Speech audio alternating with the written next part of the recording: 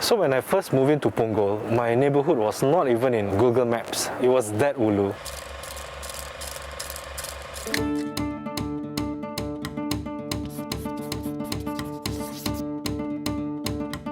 There's been a sea change in Ponggol over the years. What was once a rustic farming village is now a haven for waterfront living. But what's beyond the rows of flats flanking the LRT system that links up the whole town? We talked to people of Ponggol who showed us their town's hidden gems.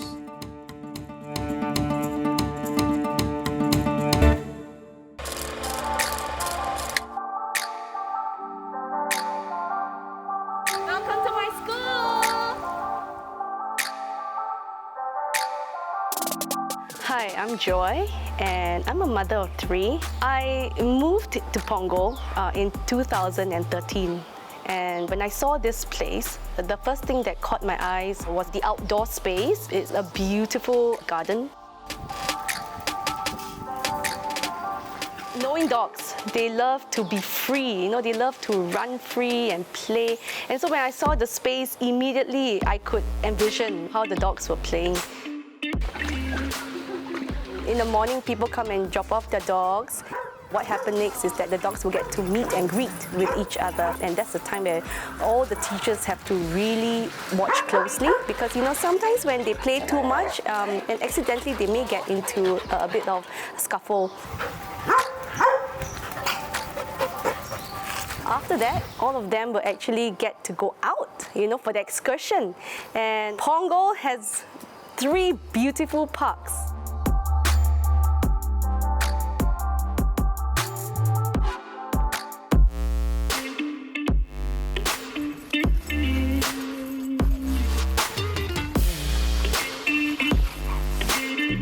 Today we are at Ponggol Lorong Halus wetland. We chose this place because it's vast and the space is huge. We actually have long distance and short distance walk. So then we have to also monitor their energy. We have to make sure that they are hydrated.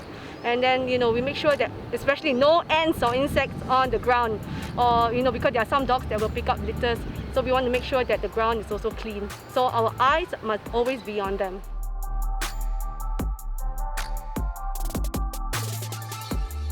Right now we have ended our walk already.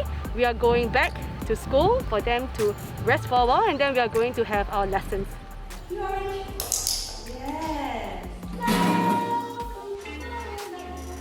Lovely sunshine, you make me happy when skies are gray.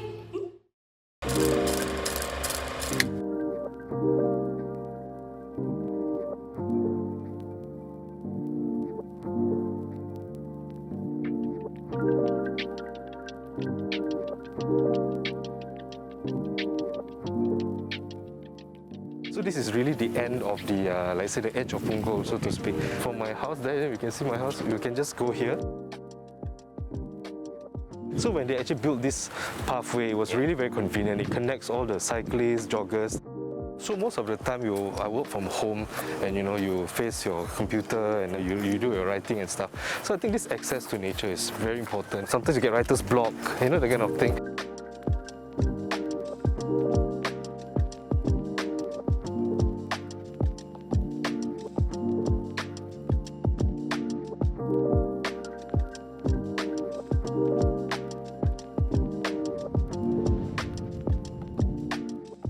Where we are right now is called the Jewel Bridge. It's quite a popular place for Instagrammers, but not only Instagrammers, but for those who like to jog or cycle.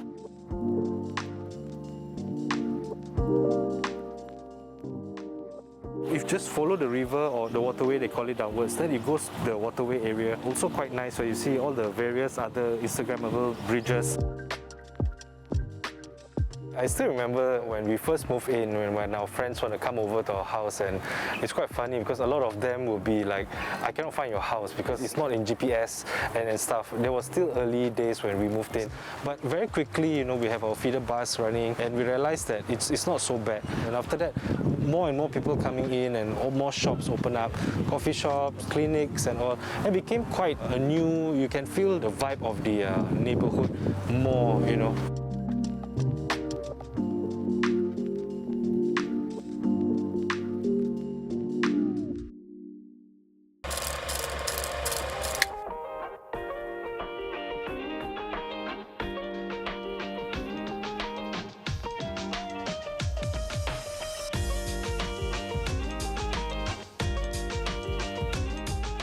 This jetty, I think I've been here fishing around 10 over years already. This jetty is good, quiet, toilet very near, somehow got police post there, so it's very safe and can release stress here. I got a few friends, last time they fish at Woodland, Buduk Jetty, but once they come here, all the way, every weekend, see them here.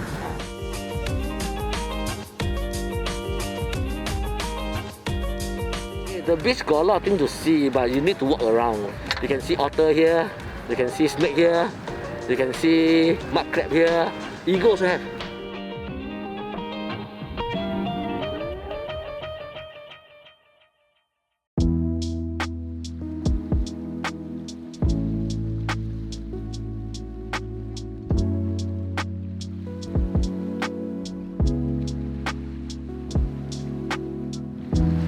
Sini yang istimewanya sebab kita boleh berjalan-jalan, cari-cari ciput di celah-celah batu. Tapi ini pun anak-anak kupang semua kita tak boleh nak ambil, sayang, lagi kecil.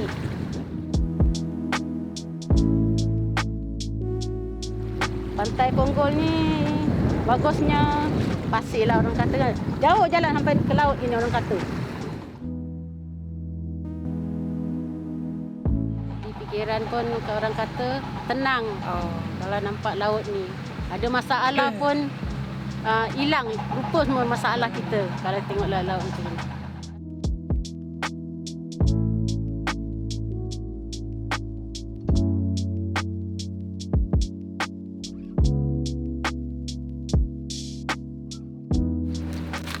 We come here once in a week in Ponggol Beach during our rest day. Ponggol Beach is special because we can sit down, relax and watch Malaysia over there. And we are also come here to catch the crab.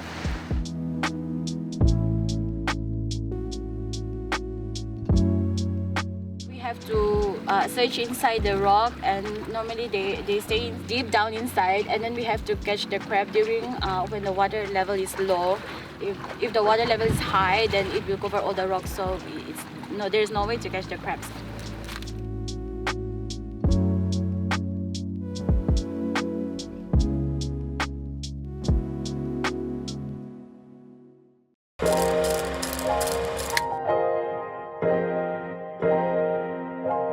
I've been staying in this Ponggol 17th Avenue estate for the last 26 years. My family and I have very fond memories of this place.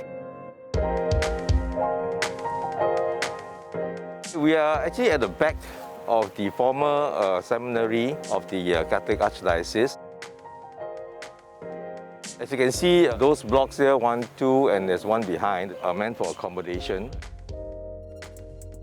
Previously, at any one time, there will be about 40 to 50 seminarians, and many of them come from outside of Singapore, like Malaysia, Vietnam, Burma, Brunei. So we get to know a lot of them very well, and they have, of course, become our lifetime friends. And because of the forested area, we'll find monkeys, and they even once caught a wild boar inside there somewhere.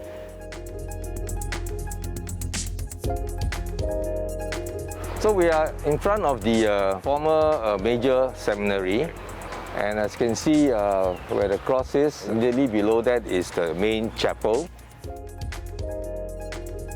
towards the right side, there is actually a grotto of Mother Mary. And at that time, this gate was open all the time, and access to the seminary was unrestricted. So all those high-rise you see were actually part of the sea at that time.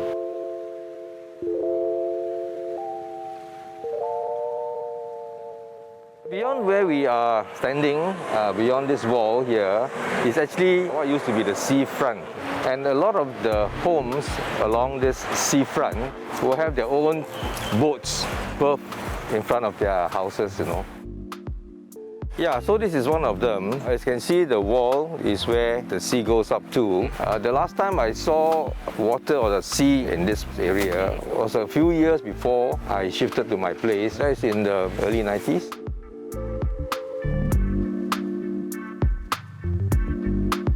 A lot of the houses has got this outhouse built where they will berth their boats right in front, and then they will have steps coming down for them to access the house.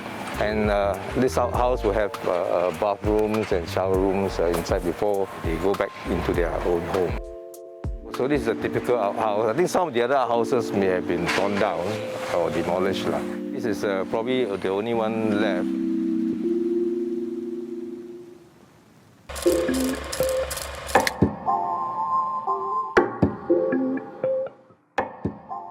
Welcome to my garden, and let me show you my plants.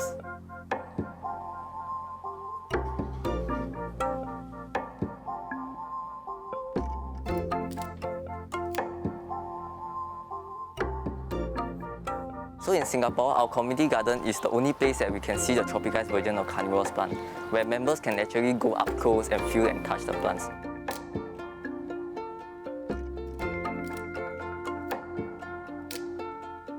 So I actually got interested in carnivorous plant was because of their unique hunting ability, which we can see a plant actually moving like animals. And these plants mimic themselves like flowers. To hunt insects, they're actually very beautiful even when they're not flowering. So that was something that caught my attention. I was trying to find a plant that don't need to flower and look like a flower. And I landed myself on carnivorous plants.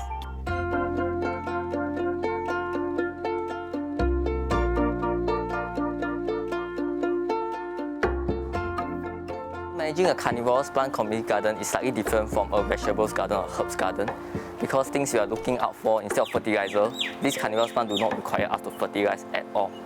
But instead, what we usually do is to check on the plants whether they are growing as expected and how fast they are going to grow. From there, we actually do different movement of plants to make sure that they are in the right position with the right amount of sun. So they are actually slightly more tedious.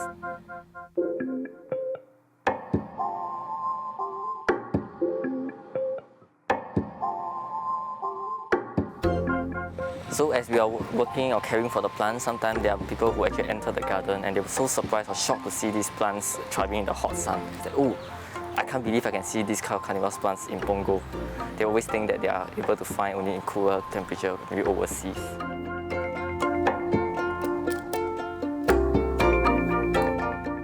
So after a long day of work at the garden where we actually care for our plants, some of the members and I will usually visit the container restaurants at the container park in the evening or sometime at night for suppers.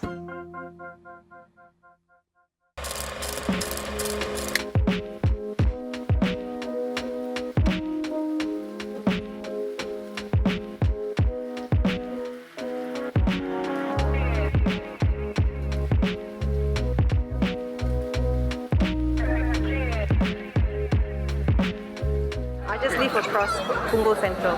I think it's one of the hidden gems in Ponggol because it has a lot of varieties of food and it's actually a nice place for people to gather. It doesn't feel like you're in Singapore because of the way they set up. It's like mainly you see this kind of setup maybe in JB. Because this place makes us remembers of Thailand. Yeah, because my wife is from Thai, so there's a lot of places like this in Thailand. Kind of like chill place in Thailand. If you go there, it's like, I don't know, Chatuchak have this kind of place, like chilling place, sitting down and chat with friends.